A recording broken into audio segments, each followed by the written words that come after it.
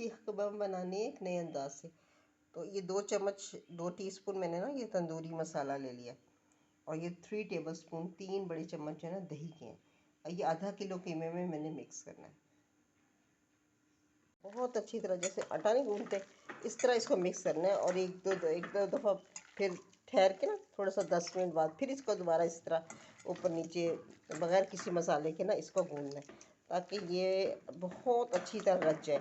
जितना हम अच्छी तरह इसको इस तरह करके ना गूंदेंगे मिक्स करेंगे ना तो उतना ही अच्छा इसका ना टेक्सचर बनेगा, जायका बनेगा और जल्दी इसके अंदर मसाला रच जाएगा। चम्मच से नहीं होता ना ग्लास पेन के सही काम होता है। मैंने इसको ना थोड़ी देर बाद फिर अच्छी तरह मिक्स कर दिया। अब इसमें ना 1 टेबलस्पून ना ये वाइट विनीगर ये डालूँगी, इससे खटास आ जाएगी और थोड़ा सा ना गोश्त जल्दी गल जाएगा। ये 1 टेबलस्पून साबित धनिया है और 1 टीस्पून जो है ना ज़ीरा है, सफ़ेद ज़ीरा।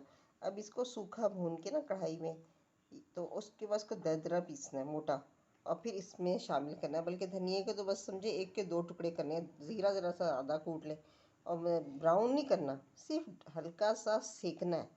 और फिर ये जो कीमा मैंने 1-2 दफ़ा इसको और मिला लिया इसमें शामिल करना है। कीमे को मैंने 2-3 दफ़ा अच्छी तरह मिलाया है।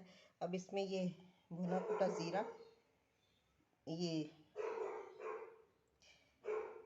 भुना कटा ज़ीरा, ये मकई का आटा, हरी मिर्चें, धनिया और ये प्याज़ें चॉप करके ये मिलाई जाएंगी। और उसके बाद अच्छी तरह से मिक्स करके नमक मिर्च चख लें अपने हिसाब से। उसके बाद आपने इसके कबाब बनाने हैं और इसको भुना कटा कुटा ज़ीरा इतना, एक मकई का आटा है, ये कबाब बना के इसको थोड़ा सा घी और थोड़ा सा पानी डाल के इसको ज़रा सा पकाना है। ये कबाब ना तले जा रहे, हल्की आंच में मैंने तले और इसे ढक दूँगी ताकि ये गल जाए। अभी मैंने इस तरह रखे और बनाने ऐसे हैं।